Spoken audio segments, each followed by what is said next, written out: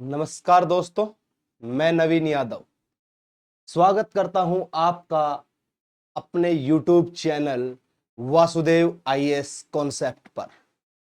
दोस्तों, जैसे कि आप जानते हो, हम अपने बैच मिशन इंद्रप्रस्थ के तहत लगातार मध्यकाल भारत की ओर बढ़ रहे हैं। लास्ट क्लास में हमने मध्यकाल भारत के अंदर अरबों के आक्रमण को पढ़ा और किस प्रकार भारत पर अरबों का आक्रमण हुआ और कैसे इस्लाम का उदय हुआ, वो सब बातें हमने जानी। अब उसी कड़ी में आगे बढ़ेंगे और आज हम बात करने वाले हैं भारत पर तुर्क आक्रमण की, तुर्किश इन्वेजन। कैसे भारत पर तुर्कों का आक्रमण हुआ और किस प्रकार भारत पर तुर्कों ने अपना आधिपत्य स्थापित किया। दोस्तों, टैगलाइन आप देख ही रहे हो, मध्यकाल का लुटेरा, महमूद गजनवी की दास्तां और मोहम्मद गोरी का आक्रमण। कैसे मोहम्मद गोरी ने भारत पर आक्रमण किया और महमूद गजनवी कैसे हमारे देश को लूट करके ले गया। क्या हमारी इतनी भी हिम्मत नहीं पड़ी कि हम उनको रोक सके? क्या कमियां हमारी रही? वो सारी चीजें हम डिस्कस करेंगे। दोस्तों, पता है, वो हमारे ऊपर आक्रमण करने इसलिए आए क्योंकि हमारे देश में छोटे छोटे राजवंशों का उदय हो रहा था। हमारी सबसे बड़ी कमी थी कि हमारे देश में केंद्रीय सत्ता का अभाव था। हमारे देश में कोई दृढ़ मजबूत राजवंश, बड़ा राजवंश उस समय नहीं था। और यही केंद्रीय सत्ता का जो अभाव रहा, यही केंद्रीय सत्ता का अभाव हमें इन लोगों के आक्रमणों से नहीं बचा पाया। अब इनके आक्रमण हमारे देश पे लगातार बढ़ते चले जाएंगे। ये महमूद गजनवी तुर्क क्षेत्र से आया, आज के अफगानिस्तान के क्षेत्र से आया और ये महमूद गजनवी भारत को 17 बार लूट करके लेके गया। सोचिए, 17 बार। 17 बार का मतलब होता है एक बहुत बड़ी मात्रा में इसने धन अर्जित किया होगा हमारे क्षेत्र से। फिर इसके बाद गोरी आया। घोरी लूट के साथ साथ साम्राज्य का विस्तार करने आया था, उत्तर पथ पर अपना आधिपत्य स्थापित करने आया था। गजनवी सिर्फ धन अर्जित करने आया था। हालांकि दोनों ही लुटेरे थे, दोनों ही आक्रमणकारी थे, लेकिन दोनों में फर्क इतना था कि एक अपने क्षेत्र को आधिपत्य से हासिल करना चाहता था, उसने अपने क्षेत्र पर राज करना शुरू कर दिया। पता है, दोनों में फर्क होता है। वो लूट करके चला क्यों गया, भारत रुका क्यों नहीं? वो इसलिए नहीं रुका कि वो अपने घरेलू क्षेत्र में मजबूत था। भाई, सिंपल सी बात है, अगर आप किसी जगह जॉब कर रहे हो, गवर्नमेंट जॉब में उच्च अधिकारी के रूप में हो, और आपको आपका होम कैडर मिल जाए, तो आप दूसरी जगह क्यों जाओगे? क्योंकि आप अपने घरेलू क्षेत्र में सक्सेस हो, तो बाहर आपको जाने की जरूरत नहीं पड़ेगी। लेकिन आप घरेलू क्षेत्र में सक्सेस नहीं होगे तो आप लगातार दूसरी जगहों पर पोस्टिंग करवाते रहोगे। क्यों? क्योंकि घरेलू क्षेत्र में सफल नहीं है। दूसरी बात, वैसे ही महमूद गोरी जो था, वो अपने होम कैडर में मजबूत नहीं था, सफल नहीं था।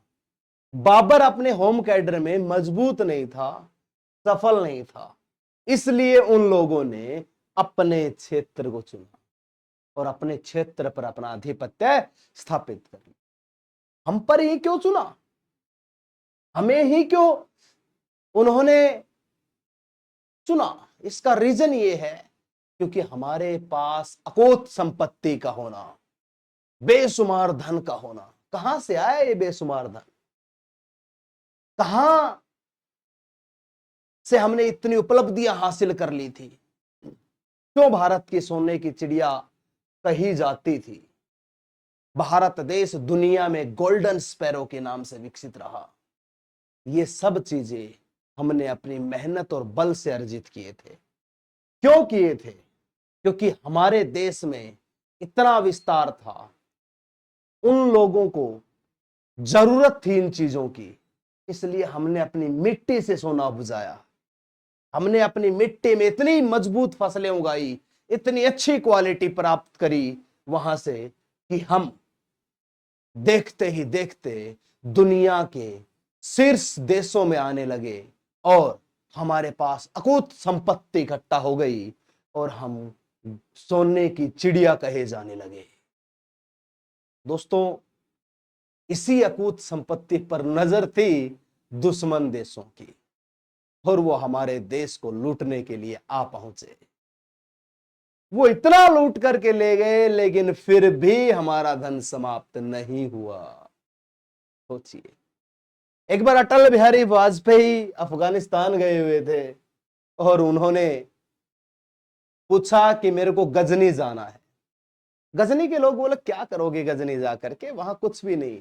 बोला भारत देश एक आक्रमणकारी आया था और 17 बार भारत को लूट करके लेके यहां पर आया और आप कह रहे हो कुछ नहीं है। बोला उस गजनी में कुछ नहीं है, उस गजनी में सिर्फ उसकी कब्र है और यहां उसको कोई नहीं जानता। कमाल की बात है, अपने टाइम पे बेशुमार धन दौलत इकट्ठा करने वाला व्यक्ति अपने देश ले जाता है और उसी देश में उसको कोई नहीं जानता। कहां गया वो 17 बार लूटा हुआ धन? अरे मैं कहता हूं कि हमें एक बार मौका दे अफगानिस्तान या ब्रिटेन, क्योंकि ब्रिटेन ने भी हमें लूटा ही है। हम एक ही बार में ब्रिटेन और अफगान को खाली कर देंगे और फिर हमसे पूछना कहां है वो धन, फिर हम दिखाएंगे। ये भारत की अप्रतिम प्रतिभा है। भारत कभी दूसरे देशों पर आक्रमण करने नहीं गया। क्यों? क्योंकि हमारे आदर्श हमें अनुमति नहीं दे पाए और इन्हीं आदर्शों का भी एक कमी का कारण रहा। क्यों? क्योंकि इन्हीं आदर्शों पे चल करके हमने दुश्मन को जिंदा छोड़ दिया, हमने दुश्मन पर तरस दिखा दिया, जबकि आदर्श युद्ध क्षेत्र में नहीं होने चाहिए। वसूल या वचन इतने दृढ़ मत बनाओ कि कोई उनका अनुचित प्रयोग करे और आप उसे तोड़ ही ना पाओ। यह बात स्वयं श्री कृष्ण कहते हैं कि समय आने पर वचन को भंग होना ही पड़ता है। अगर समय आने पर वचन भंग नहीं किया तो फिर हम भंग हो जाएंगे। ये भी एक बात है।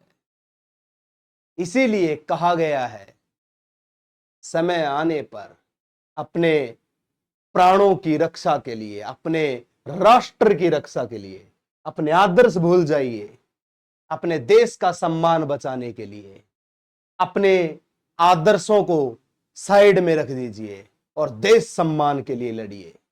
देश के लिए लड़ोगे तो आगे बढ़ोगे। यही हमारा परम धर्म है। इसीलिए दिए गए वचन का अनुचित प्रयोग होता देख उसको भंग कर देना चाहिए। लेकिन हम उस समय राजपूत काल राज कर रहा था, सामंतवाद अपने चरम पर था और उस सामंतवाद में वो राजपूत राजा अपने वचनों पर अडिग थे, क्योंकि उनका नारा था प्राण जाए पर वचन ना जाए। क्यों जाए प्राण भाई? वचन को ताक पे रख दो और लड़ो देश के लिए। प्राणों की रक्षा करोगे तो राष्ट्र को बहुत ऊपर तक लेके जाओगे। अगर दुश्मन पर वचन थोपे तो कोई फायदा नहीं होगा, वो हमें मार करके लूट ले जाएगा सब कुछ। और लूटते ही आए हैं, आज भी, आगे भी, पहले भी, बहुत पहले तक की ये कहानियां रही हैं। भाई, वचन उन लोगों के सामने निभाया जाता है जो उसकी गरिमा को समझता हो, जो उसको समझता हो। लेकिन उन लोगों के लिए तो ये चीज कोई मायने ही नहीं रखती थी। और जब ये चीज मायने ही नहीं रखती थी तो सीधी सी बात है, उनके सामने आदर्श किस काम के? क्यों दिखाएं हम आदर्श? लेकिन वो कमी रही हमारी और हम बने रहे, दृढ़ खड़े रहे अडिग ऐसे। क्या उखाड़ा हमने? उखाड़ा कुछ नहीं, सारी संपत्तियां लुटवा दी हमने और फिर रोना रोने लगे कि गजनवी 17 बार लूट ले गया। अरे लूटा किसने नहीं? कितने साल अंग्रेज अंग्रेज राज करके चले गए, क्या उन्होंने हमें नहीं लूटा? क्या उससे पहले अरबों ने हमें नहीं लूटा? तो बहुत सारे लोग हमें लूटते ही आए हैं, लेकिन हम उनको थोपते जा रहे हैं कि उन्होंने हम पे राज कर लिया, उन्होंने हमें लूट लिया।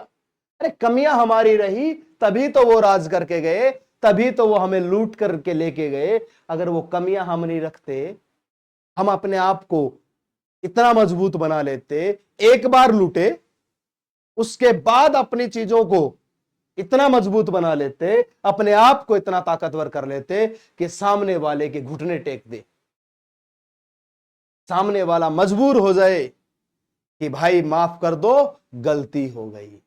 लेकिन नहीं, हमने रोना रोया, कमियां नहीं सुधारी और उन्हीं कमियों के कारण ये लोग हम पर राज करके गए। इन्होंने 500 सालों की हुकूमत भारत पर करी और उन 500 सालों की हुकूमत में इन्होंने न जाने कितनी संपत्ति हमसे लूटी, न जाने कितने ही अत्याचार किए और न जाने कितने क्रूर शासक इस क्षेत्र में आए। उन सभी का जिक्र हम करेंगे आगे, उन सभी की कहानियां हम जानेंगे।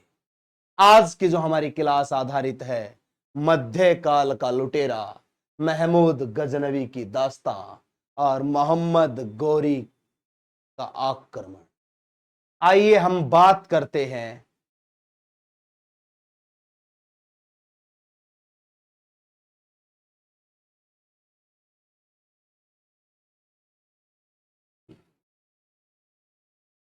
तुर्क इन्विजन ऑफ इंडिया। आज आप सोचोगे कि सारी ही पीडीएफ इंग्लिश में ले आए, तो बात ध्यान से देखना, इसमें सारे नाम लिखे हुए हैं और नाम की ना कोई हिंदी होती है और ना कोई इंग्लिश। अगर नाम की हिंदी और इंग्लिश होती तो भैया बहुत भारी गड़बड़ हो जाती। अब किसी की मम्मी का नाम संतरा है, अब वो इंग्लिश में उसको क्या लिखवाता कि my mother name is orange. बहुत सारी चीजें हैं। अब किसी के पिताजी का नाम रामफल है, वो बेचारा स्कूल की सर्टिफिकेट में क्या लिखवाता इंग्लिश में? हिंदी में रामफल और इंग्लिश में my father is Ram fruit. कितना मतलब फनी चीज हो जाती। बहुत सारी चीजें हैं, इसीलिए नाम की कभी हिंदी और इंग्लिश नहीं होती। Name no change. अब हम बात करते हैं तुर्क आक्रमण। सामने फोटो लगी हुई है महमूद गजनवी की। ये शकल से ही लुटेरा प्रतीत होता है। कहां से आया था ये? तुर्की से। आज के दिन अफगानिस्तान का क्षेत्र है ये। कौन सी जगह से आया था? गजनी जगह से। इसके वंश का नाम भी क्या था? गजनी ही था। इसी वंश को यामिनी वंश भी कहा जाता है। इसी वंश को यामिनी वंश भी कहा जाता है। इस वंश का संस्थापक एक ईरानी कमांडर अलप्तगीन था। अलप्तगीन ने ईरानी कमांडर की कमान संभाल रखी थी और वो अलप्तगीन बाद में एक स्वतंत्र वंश की स्थापना करता है जिसका नाम गजनी वंश या यामिनी वंश रखता है। उसी यामिनी वंश में इसने अपने आप को विकसित किया। इसके कोई बच्चा नहीं था, इसके कोई संतान नहीं थी, तो इसका एक विश्वासी गुलाम हुआ करता था। इसका एक गुलाम था और उस गुलाम का नाम था सुबुक्त गीन। सुबुक्तगीन इसका वफादार गुलाम था जो आगे चल करके इस सत्ता को संभालेगा, और उसी सुबुक्तगीन का बेटा महमूद गजनवी। ये महमूद गजनवी, ये सुबुक्तगीन का बेटा था और अपने पिता के बाद अपने साम्राज्य को संभाला। 1000 से लेकर के 1027 तक भारत पर 17 आक्रमण किए, 17 अटैक्स ऑन इंडिया।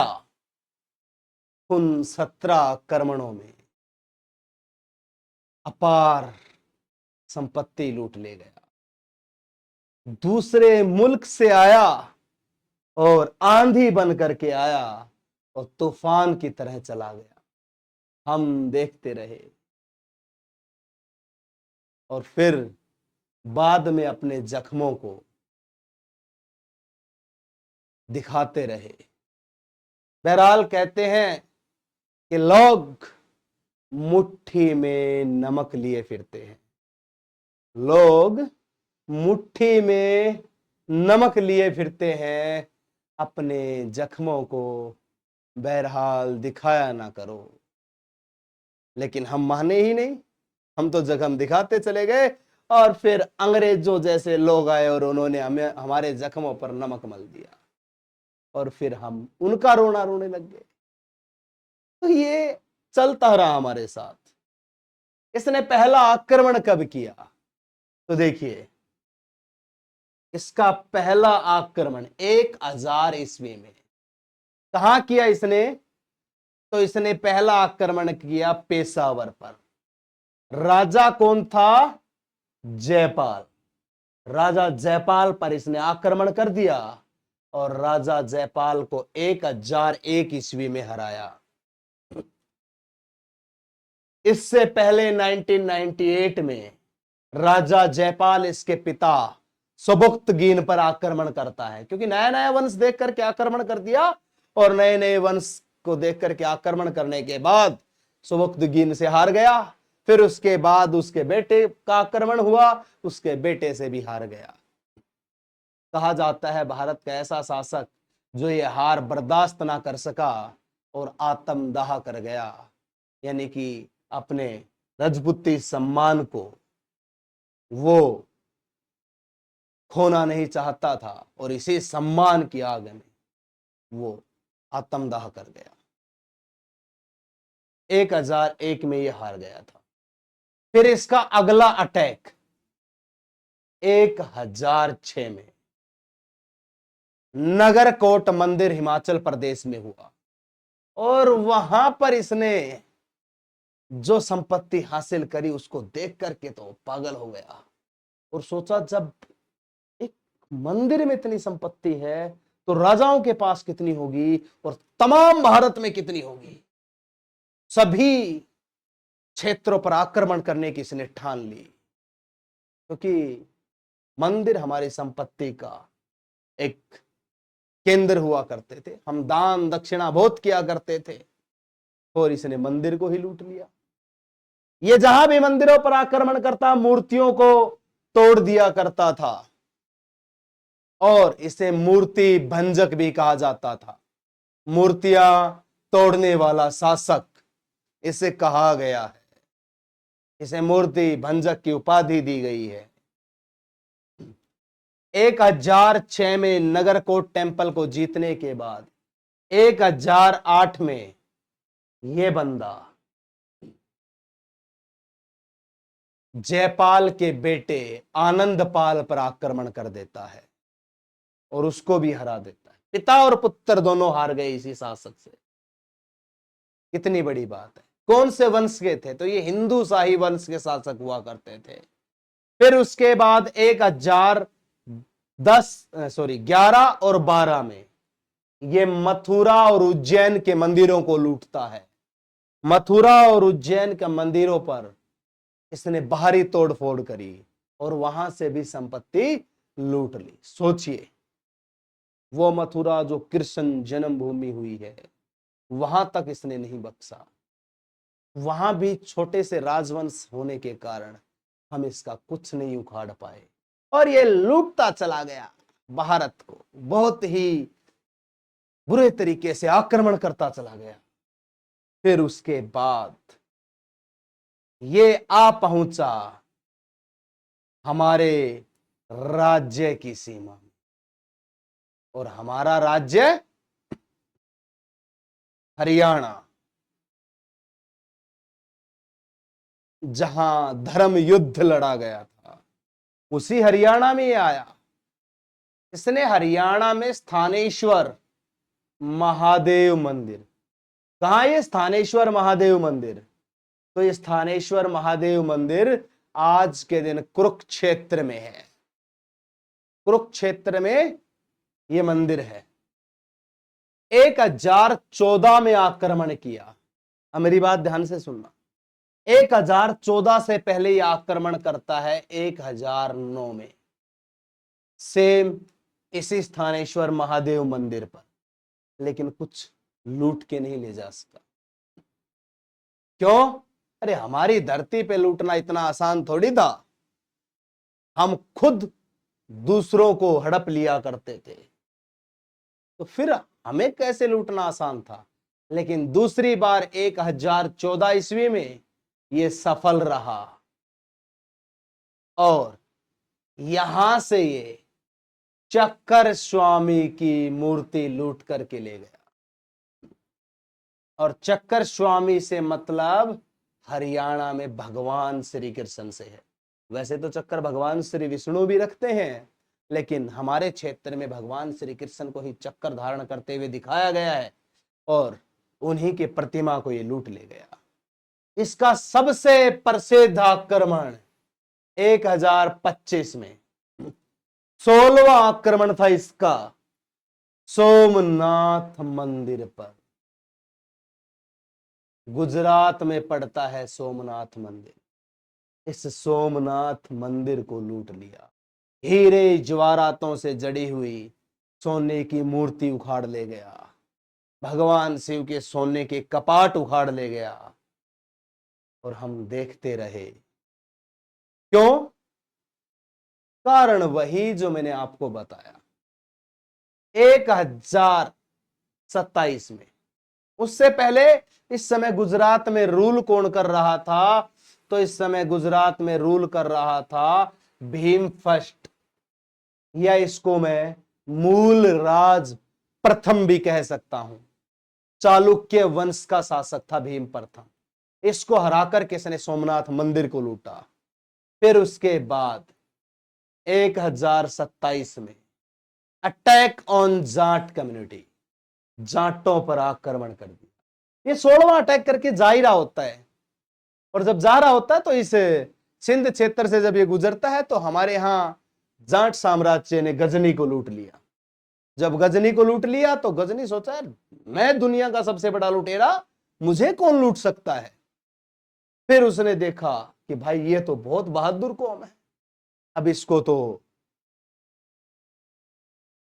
सबक सिखाना पड़ेगा। अब इसने उस कौम को भी सबक सिखाया और उस पर आक्रमण किया, और 1027 में अपने 17वें आक्रमण में यह सफल रहा, और 1030 में इसका अंत हुआ। ये पंच तत्व में विलीन हो गया, मृत्यु को प्राप्त हो गया। ये रहा इसके आक्रमणों की दास्तां, ये रही इसकी लूट की कहानी, और कैसे किस जगह को इसने लूटा वो सब मैंने आपको बताया।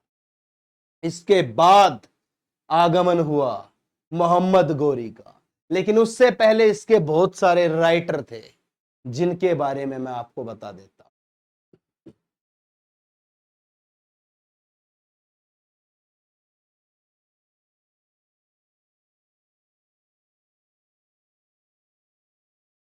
एक मिनट भैया।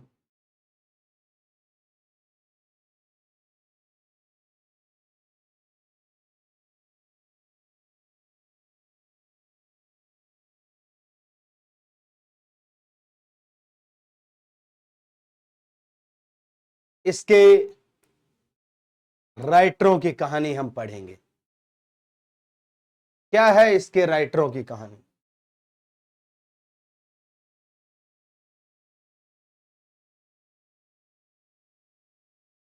क्या इसके राइटरों ने लिखा है? आइए, इसका सबसे प्रसिद्ध इतिहासकार अल-बरूनी, जिसने तहकीक इस हिंद किताब उल हिंद को लिखा, बहुत प्रसिद्ध इतिहासकार हुआ है। इसको भारत के इतिहास में भी बहुत बार जाना गया है। फिरदौसी, ये इसका बहुत प्रसिद्ध लेखक था। शाहनामा उसी गजनवी की आत्मकथा है, फिरदौसी ने लिखी। इसने फिरदौसी को कहा कि मेरे बारे में ऐसा लिख कि दुनिया पढ़ करके हिल जाए, मैं तुम्हें लिखने के बाबत सोने का सिक्का दूंगा। फिरदौसी हजारों पन्नों की किताब लिख करके पहुंच गया गजनवी के पास। गजनवी बोला, लूटना चाहता है मुझे, इतनी मोटी किताब लिख के ले आया, जा इसको 5 सोने के सिक्के दो और भगाओ। अब फिरदौसी भी समझदार था, उसने देखा यार ये तो पैसा नहीं दे रहा है, और उसको पता भी था इस बात का कि पैसे वैसे नहीं देगा, लुटेरा है, पैसे कहां से देगा। तो फिरदौसी ने अपने किताब के बीच में पन्ने खाली छोड़े हुए थे और उसमें इसकी वो धज्जियां उड़ाई उसने कि ये लुटेरा था, चोर था, बदमाश था, गुंडा था, बहुत सारी चीजें लिखी, नशेड़ी था, सब चीजें लिख दी उसने ताकि लोग पढ़ें और इस पर हंस दें। फिरदौसी ने भी दिमाग से काम लिया उस समय। फिर उसके बाद उत्बी उत्बी ने बुक लिखी चचनामा। एक अली अहमद की किताब भी है चचनामा, जिसमें अरब आक्रमण को नाट्य में ढंग से दिखाया गया है। वेहाकी, इसने तहरीक ए सुबुक्तगीन लिखी, इसके पिता की आत्मकथा। ये इसके प्रसिद्ध लेखक रहे हैं। अल-बरूनी वो इतिहासकार जो गजनवी के साथ भारत आया था, ऐसा कहा जाता है। आइए हम बात करते हैं आगे की। अब कहानी है मोहम्मद गोरी की। मोहम्मद गोरी भारत पर आक्रमण करने आएगा। कैसे भारत पर आक्रमण करेगा उसकी कहानी हम पढ़ेंगे। दोस्तों, हमारी जितनी भी क्लासेज हैं वो नए लोगों तक पहुंचती हैं, तो मैं उन नए लोगों से एक बात कहता हूं कि भैया आप चैनल को ज्वाइन कर लें, सब्सक्राइब कर लें और बेल आइकन दबा लें। हमारी क्लासेज लगातार आप तक पहुंचती रहेंगी और सभी विद्यार्थी क्लासेज को अटेंड किया करें ताकि आपको एग्जाम में मदद मिल सके। और लगातार चैनल को सब्सक्राइब और शेयर करवाते रहें ताकि अच्छे से अच्छा कंटेंट आपके सामने लाया जा सके, क्योंकि मेरा मकसद आप लोगों को कामयाबी दिलवाना है। मैं चाहता हूं कि आप एक अच्छे और मजबूत पायदान पर खड़े हों। तो आप इन वीडियोस को शेयर कर दिया करें। दूसरी बात भैया,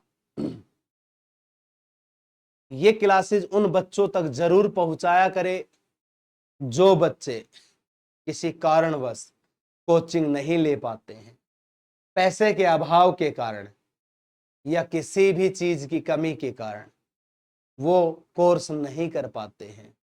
तो मेरा मकसद उन्हीं विद्यार्थियों को शिक्षा देना है कि आइए आप पढ़ने का मन बनाइए, पढ़ाएंगे हम। ये उन विद्यार्थियों के लिए बहुत बड़ी सीख है। अगर वो सीख सकते हैं तो वो जुड़े हमसे और हम उनकी मदद करेंगे। कोई दान दक्षिणा नहीं, कोई किसी प्रकार की कोई संपत्ति नहीं, कोई धनार्जन नहीं, फ्री ऑफ कॉस्ट सभी के लिए। क्योंकि ज्ञान एक कला है और अपनी कला को जितना बांटोगे उतना निखरेगी। इसलिए यह अनादिकाल से चला आ रहा है और ज्ञान को बांटना जरूरी है। ज्ञान जितना बांटेंगे उतना ज्यादा विकसित होगा। तो सभी जितने भी ज्ञानी लोग हैं, जो भी सीखते हैं, खैर ज्ञानी तो इस संसार में कोई नहीं है, भगवान श्री कृष्ण के बाद इस संसार में कोई ऐसा महापुरुष मैं नहीं मानता कि जिसको उतना ज्ञान हो।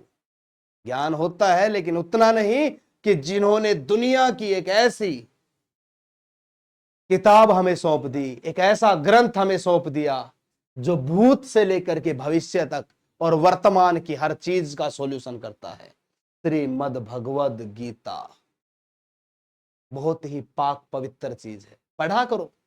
जीवन में समय लगे तो एक बार जरूर पढ़ना, कभी भी मौका मिले 1-2 लाइन जरूर पढ़ना, आपके जीवन में चल रही समस्याओं का सॉल्यूशन हो जाएगा। भाई जब भी जितनी भी मुश्किल में हो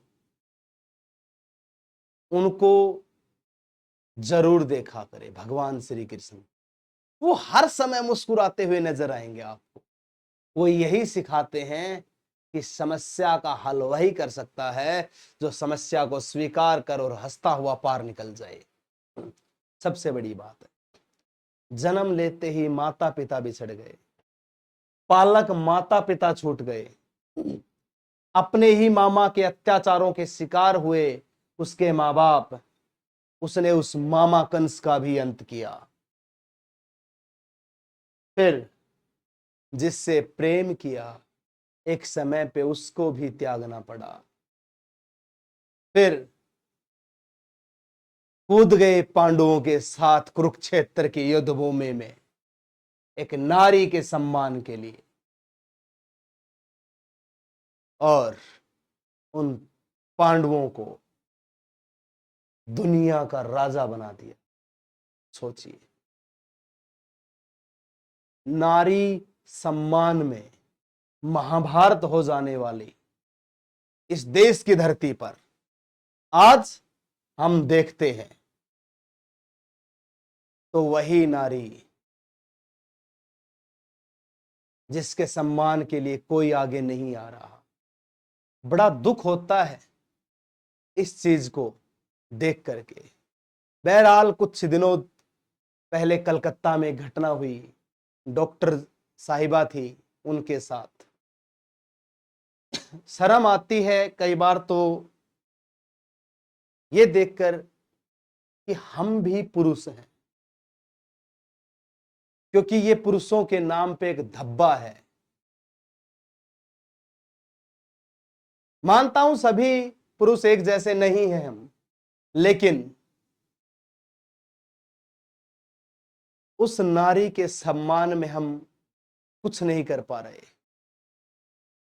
हमारा कानून इतना फ्लेक्सिबल है कि उस नारी के लिए लड़ नहीं पा रहा। क्यों? क्योंकि हमारे देश में ऐसे लोगों को वकील मिल जाते हैं। कितनी शर्मनाक घटना घट गई, फिर भी हम मौन बैठे हैं। क्या मोमबत्तियां उठा ली? अरे कहां से सिखाई मोमबत्तियां उठानी हमने? किसने सिखा दी? भूल जाओ वेस्टर्न कल्चर को, भूल जाओ पश्चिमी सभ्यता के संस्कारों को, जगाओ उस वीरता के भाव को जब नारी के सम्मान में युद्ध हो जाया करता था। जगाओ उस चंद्रगुप्त मौर्य के शौर्य को जिसने एक नारी के सम्मान के लिए वंश के वंश तबाह कर दिए। जगाओ उस विक्रमादित्य के खून को जिसने एक नारी के सम्मान के लिए दूसरे देशों के लोगों से भिड़ लिया। जगाओ उस श्री कृष्ण के खून को जिन्होंने नारी सम्मान के लिए महाभारत कर दी। इतनी वीर गाथाएं हमारे देश के अंदर रही, फिर भी हम अंग्रेजों की तरह मौन यात्रा पर निकल जाते हैं। अरे हुंकार भरिए और सरकार से आग्रह करिए कि ऐसे लोगों को कोई केस नहीं लड़ा जाए, ऐसे लोगों को सीधा मृत्युदंड दिया जाए, कोई दलील ना सुनी जाए। अरे मौका ही क्यों दे ऐसे लोगों को। लेकिन हमारा कानून कसाब जैसे लोगों को ग्रेजुएट करवाता है, फिर फांसी देता है। अरे आतंकवादी है मारो गोली, रेपिस्ट है मारो गोली। लेकिन ऐसा नहीं है, ऐसा तो हमारे देश में कभी हुआ ही नहीं। निर्भया केस को चलते कितने वर्ष हो गए थे, फिर अंत में जाकर के इतने वर्षों के बाद उस बच्ची को न्याय मिला। सोचिए, ये भी उतना ही लंबा चलेगा, इतने ही वर्षों तक इस बच्चे के मां बाप कानून से गुहार लगाते रहेंगे? नहीं। मैं भारत के कानून मंत्री, भारत के गृह मंत्री और भारत के प्रधानमंत्री से, माननीय नरेंद्र मोदी जी, अमित शाह जी से विनम्र निवेदन करता हूं कि उस बच्ची को न्याय दिलवाने का काम कीजिए। आप देश के राजा हैं, आप ही न्याय करें। हम प्रजा बस फरियाद लेकर के आ सकते हैं, क्योंकि हम कानून के विरुद्ध तो जा नहीं सकते, लेकिन ये फरियाद करते हैं, ये गुजारिश करते हैं कि उस बच्चे के साथ न्याय हो। और हम सभी उस बच्ची के लिए आत्मिक शांति की प्रार्थना करते हैं। भगवान उसके साथ न्याय करे, भगवान उसको अपने श्री चरणों में स्थान दे। उसका कोई कसूर नहीं था, भगवान उसको अपने चरणों में स्थान दे और उसकी आत्मा को पवित्र करे, उसकी आत्मा को अपने चरणों में शीश दे। उस बच्चे के लिए हम दुआ करते हैं कि जल्दी ही न्याय मिले। अब बात करते हैं अपने टॉपिक पे। मोहम्मद गोरी, ये भारत आया 1175 से 1206 तक भारत में रहा। संसबानी तुर्क था, उसी गजनी जगह से आया था, गोर वंश का था। ठीक, 1175 में इसने मुल्तान पर आक्रमण कर दिया करमाथी मुस्लिम्स पर। 1178 में इसने गुजरात पर आक्रमण कर दिया भीम सेकंड या मूलराज द्वितीय पर। चालुक्य वंश का शासक था मूलराज द्वितीय। यहां पर गोरी पहली बार हारा था। मूलराज सेकंड डिफीटेड गोरी इन माउंट आबू। उसने माउंट आबू में गोरी को हराया था। अब गोरी जान बचा करके भाग गया, लेकिन फिर लौट करके आया 1179 में, सिंध और कश्मीर पर आक्रमण किया और अपना आधिपत्य स्थापित किया। उसके बाद इसका सामना हुआ पृथ्वीराज चौहान से। ये मोहम्मद गोरी है, बहुत शातिर और धूर्त, चालाक, और ये हमारे देवतुल्य वीर, परमवीर पृथ्वीराज चौहान तृतीय हैं, जिनके साथ ये युद्ध करेगा और मात खाएगा। कहते हैं कि इसने भी छोटे मोटे 17 आक्रमण किए थे। ये बात चंद्रबरदाई बताते हैं, जो कि पृथ्वीराज जी के दरबारी कवि थे। अब इन दोनों का आमना सामना होगा। कहां? तो इन दोनों का आमना सामना होगा तराइन के मैदान में। भटिंडा को लेकर के ये दोनों युद्ध करेंगे। गोरी बोल रहा था भटिंडा हमारा है, चौहान साहब ने कहा भटिंडा हमारा है, और दोनों की लड़ाई हो गई। तराइन की पहली लड़ाई के रूप में उसे जाना गया।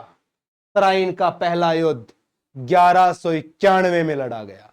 उससे पहले बता देता हूं, पृथ्वीराज चौहान जो है वो किस वंश से संबंध रखते थे। तो देखिए, चौहान वंश से। किस वंश से थे? चौहान वंश। इनका गढ़ होता था अजमेर।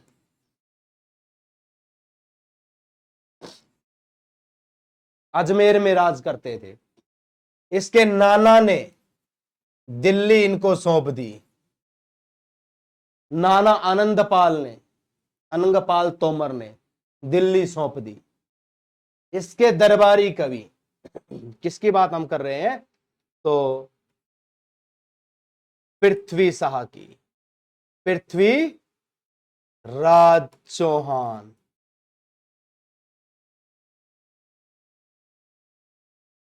अब पृथ्वीराज चौहान का दरबारी कवि,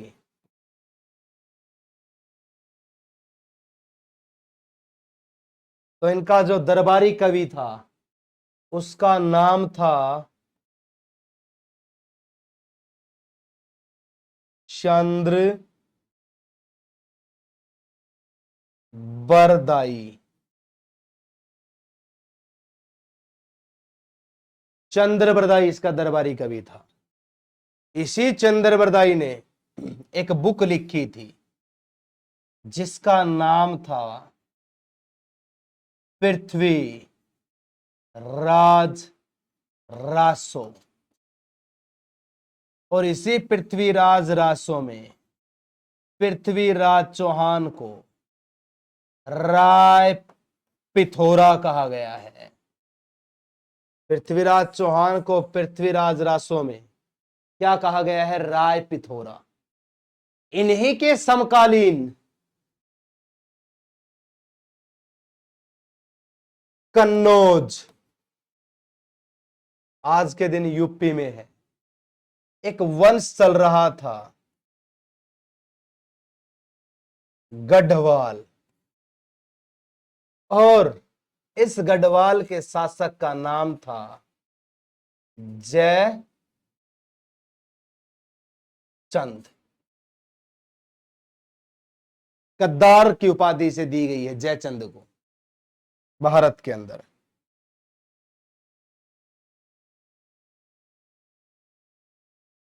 ठीक है, ये जयचंद एक गद्दार शासक कहा जाता है। इसी की एक बेटी हुआ करती थी संयोगिता। इसका जिक्र क्यों आया है बताएंगे। यह वंश चल रहा था गजनी के सॉरी गोरी के आक्रमण के समय, और छोटा राजवंश पनप रहा था कन्नौज के अंदर, ये गढ़वाल। ठीक है, उसके बाद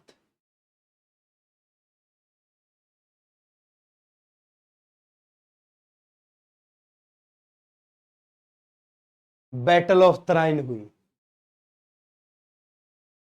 बैटल ऑफ तराइन, तराइन का युद्ध बिटवीन पृथ्वीराज चौहान और मोहम्मद गोरी। सामने तस्वीर देख रहे हो। पृथ्वीराज चौहान के पास गोरी का दूत आता है बठिंडा के किले से और कहता है इस्लाम कबूल करो। चौहान बोलते हैं चले जाओ नहीं तो मारे जाओगे। ये बोलना नहीं था, मार देना था। ये गलती थी पहली कि छोड़ दिया। फिर उसके बाद ये आक्रमण करने के लिए आया और लड़ाई लड़ी। देख रहे हो, घोड़ों पे बैठ के लड़ाई लड़ रहे। और लड़ाई लड़ी तो कब लड़ी? 1191, तराइन की पहली लड़ाई। पीआरसी शॉर्ट फॉर्म में लिखा हुआ है पृथ्वीराज चौहान। विजयी रहा। फिर जीत का जश्न बनाया गया। उस जश्न में इसका युद्ध में साथ देने वाले जयचंद को भी आमंत्रित किया गया। जयचंद अपनी बेटी संयोगिता के साथ वहां पर पधारे। ऐसी लोक श्रुति मानी जाती है, किसी इतिहास में लिखा नहीं गया, लेकिन लोक श्रुति मानी गई है इनके प्रेम प्रसंग की कहानी। चंद्रबरदाई की किताब पृथ्वीराज रासो में लिखा है ऐसा। अब जश्न का माहौल था, जयचंद अपनी पुत्री के साथ आए और पृथ्वीराज चौहान की नजरें मिली संयोगिता से। गाना होगा ना, नजरों से नजरें टकराई तो मजा आ गया। एक वैसी ही कहानी हुई हमारे चौहान साहब के साथ। प्यार में घायल हो गए और संयोगिता से प्रेम कर बैठे। संयोगिता भी इनसे प्रेम कर बैठी। अपने नाना से आग्रह किया, अनंगपाल तोमर से, कि नाना संयोगिता से मेरा विवाह करवाइए। नाना उसूलों के पक्के, बोले बेटा बात ऐसी, और वो निम्न कुल के और हम उच्च कुल के व्यक्ति, ये संभव नहीं हो सकता। तो पृथ्वीराज चौहान ने सोचा यार नाना साथ नहीं दे रहा, लेकिन जीवन तो मुझे बिताना है। और वो संयोगिता से प्रेम जो करते थे, तो संयोगिता से विवाह का प्रस्ताव रखा। लेकिन जयचंद को इस बात का पता चला, तो जयचंद ने इस बात से इनकार कर दिया और जयचंद ने जल्दबाजी में संयोगिता का स्वयंवर तैयार कर दिया। और जयचंद ने जब संयोगिता का स्वयंवर तैयार कर दिया, तो पृथ्वीराज चौहान को आमंत्रित नहीं किया। और इसी बात से पृथ्वीराज चौहान को ऐतराज तो हुआ, लेकिन उन्हें फर्क नहीं पड़ता ज्यादा। राजा थे यार, किसी एक के भरोसे थोड़ी बैठे थे। 200 रानियां हुआ करती थी, लेकिन प्रेम तो प्रेम ही होता है। लेकिन संयोगिता ने जो पत्थर भिजवाया, उस पत्थर से उनका खून खोल उठा। उसमें उसने लिखा कि आपकी प्रतिमा या आपकी तस्वीर को ऐसी जगह रख दिया जहां जूते चप्पल उतारे जाते हैं। और इस बात से पृथ्वीराज को बहुत क्रोध आया और वो उस चीज का बदला लेने पहुंचे, उस अपमान का बदला लेने पहुंचे और कर दी चढ़ाई गढ़वाल राजवंश पर। और संयोगिता को लेकर के चल दिए। उन्होंने संयोगिता से गंधर्व विवाह यानी कि प्रेम विवाह कर लिया। और इस बात से नाखुश जयचंद ने गौरी को आमंत्रण भेज दिया कि मैं उस चौहान का साथ नहीं देना चाहता, मैं आपका साथ दूंगा चौहान को हराने के लिए, क्योंकि उसने मेरे साथ ये घटना कर दी है। अब गौरी जानता था भारत का पिता भले ही किसी चीज के लिए ना लड़े, लेकिन अपने पुत्र या पुत्री के लिए वो किसी भी हद तक जा सकता है। और इसी बात का फायदा उठाया मोहम्मद गौरी ने, और 1192 ईस्वी में कर दी दोबारा तराइन पर चढ़ाई। और 1192 में मोहम्मद गौरी विजयी रहा। कुछ इतिहासकारों का मानना है कि मोहम्मद गौरी ने चौहान को यही शहीद कर दिया था, लेकिन चंद्रबरदाई का मानना है कि गौरी चौहान को अपने देश अफगान लेकर के गया और वहां उसकी आंखें निकाल दी। और उसी के पीछे अपना वेश बदल चंद्रबरदाई पहुंचे, क्योंकि चंद्रबरदाई दरबारी कवि ही नहीं थे, चंद्रबरदाई उसके बचपन के मित्र भी हुआ करते थे। और वहां पहुंचकर चौहान से हालचाल पूछा और गौरी से कहा कि जिस शासक को तुमने बंदी बना रखा है, जिसकी आंखें तुमने निकाल दी, उसको तीर धनुष चलाने के लिए इन्हीं आंखों की आवश्यकता नहीं होती, वो शब्द भेदी बाण चला सकता है। गौरी ने कहा कि ये कला हम देखना चाहेंगे, पेश की जाए। अब घंटियां बांध दी गई। अब एक घंटी पे आवाज की गई, चौहान ने तीर चलाया और घंटी पे लगा। ऐसे ही बारी बारी अपने निशाने को उसने साधा। गोरी इस कला को देखकर प्रसन्न हुआ और उसके दिमाग में खेल आया कि क्यों ना मैं चंद्रबरदाई को इसी के हाथों मरवा दूं। लेकिन भैया चंद्रबरदाई तो चंद्रबरदाई था। अब गोरी ने कहा कि तुम बोलो, लेकिन चंद्रबरदाई एक बात जानता था कि ये चौहान साहब जो हैं ये दूरी माप करके भी तीर चला सकते हैं। तो उन्होंने एक दोहा पढ़ा कि 4 बांस 24 गज अंगुल अष्ट प्रमाण, ता ऊपर बैठे हो सुल्तान रे मत चूक चौहान रे मत चूक चौहान। ये लोक श्रुति चंद्रबरदाई की बुक पृथ्वीराज रासो में मिलती है। बाकी कुछ इतिहासकारों का कहना है कि इसी समय इनको मृत्यु दंड दे दिया गया था। फिर 1193 में इन्होंने दिल्ली को कैपिटल बनाया क्योंकि ये यहीं बस गया था। और 1194 में गोरी ने चंदावर पर आक्रमण कर जयचंद की हत्या कर उस युद्ध को जीत लिया। और फिर 1194 में वो अफगान वापस लौट गया अपने दामाद कुतुबुद्दीन ऐबक को यहां छोड़ करके। इसका एक गुलाम यलदोज, जिसको गजनी साम्राज्य दे दिया गया, कवाच्चा को काबुल और कंधार दे दिया गया।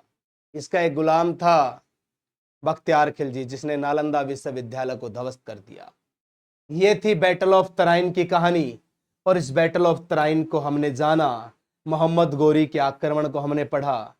तो दोस्तों, आपसे निवेदन करता हूं कि जितनी भी क्लासेज आप तक पहुंचे, नए विद्यार्थी जो भी हैं वो इस चैनल को ज्वाइन कर ले और हमारे साथ जुड़े। बैच मिशन इंद्रप्रस्थ में आप सभी के लिए बहुत ही महत्वपूर्ण रहेगा। तो ज्यादा से ज्यादा चैनल को शेयर सब्सक्राइब किया करें और बेल आइकन जरूर दबाया करें। जय